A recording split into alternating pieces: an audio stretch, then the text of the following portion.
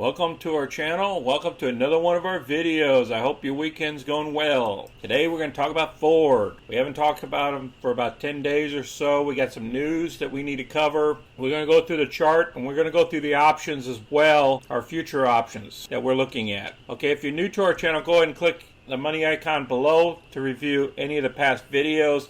Please smash the like button and subscribe so you can get future content. So let's get busy. Alright, we currently own 1,000 shares of Ford. Our options all here expired. We even bought an option here and we picked up $189 there. We picked up another $124, which comes out to a total of $984 so far. We collected rent against our 1,000 shares of stock.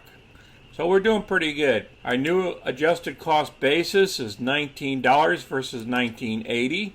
Because of this extra $984, that's what options helps you to accomplish. Let's look at our other option positions here. We covered these in the beginning of the week. If you haven't seen that video, I'll go ahead and show it on the end of this video as well. But everything is closed out in the green, and we only have one position still open. That's an active bought option where we bought that call of that PayPal. So of the week of buying options instead of just selling options for premiums, we achieved $1,074 in profits. On the other hand, we received premiums for these positions, and all the positions are closed with the exception of MU, which has an expiration date of 17 December. So far we've achieved in closeout positions of $2,958. This whole lane here captured all the closed positions of the bought calls and the bought puts for the month. We picked up a total of $15,000 worth of option premiums and profits. Only the options. This is 1 month, $15,000, guys. This can help your portfolio once the market goes down if you do the covered calls properly. As you saw in the previous slide, a lot of the option profits came from this $20,000, and the net is now $78.19. You can tell if you watch our other videos, I'm covering 2 months of margins now instead of just 1 month because that they took that money out of my account as well.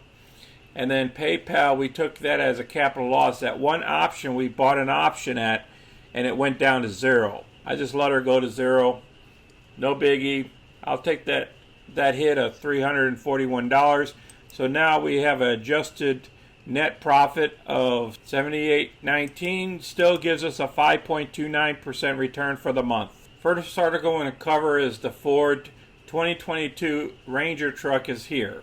Another key launch is coming. Now, I'll have this article down below, but it's saying that Ford Motor unveiled its 2022 Ranger midsize pickup truck, a warm-up for another huge launch due next year, and a reminder that the internal combustion vehicles still count for something of the old line car manufacturers.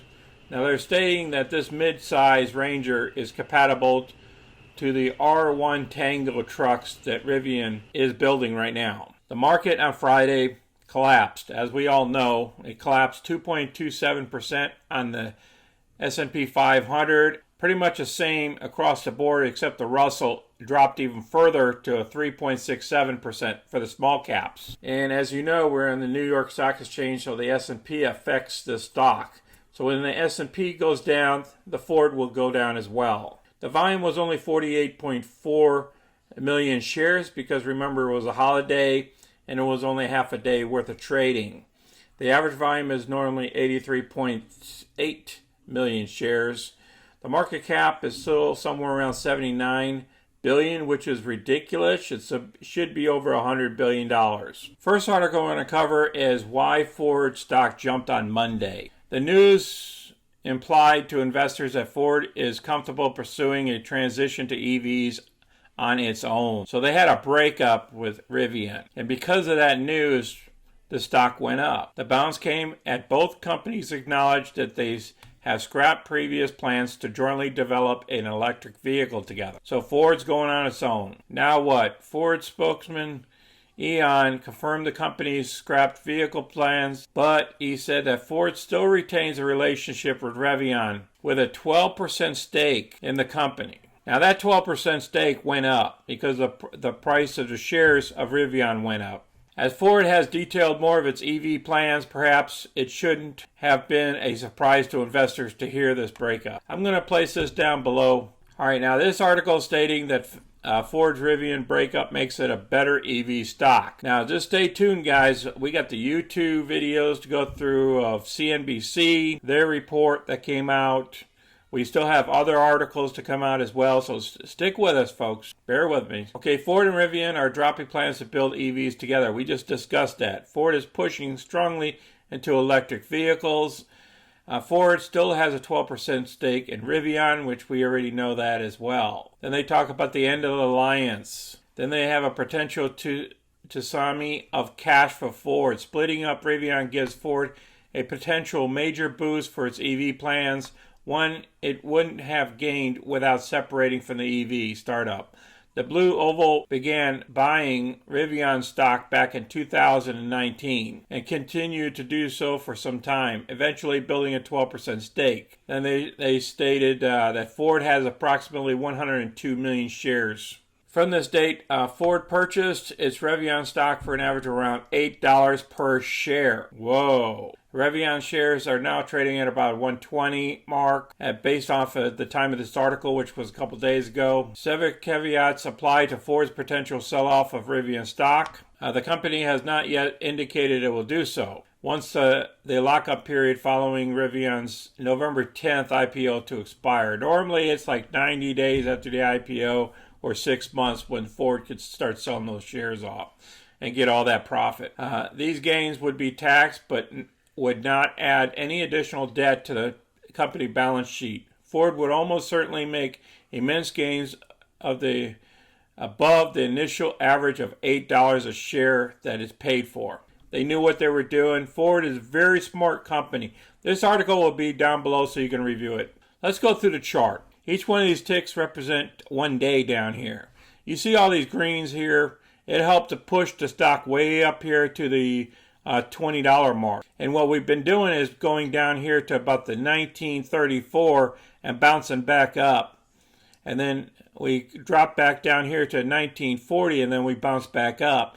Now we could turn around and check back at around 1940 or 1950 and then go back up. I think we're going to stay in this range for a while until the NASDAQ figures out what it wants to do. If it wants to go down, if it wants to go sideways, or if it wants to go higher.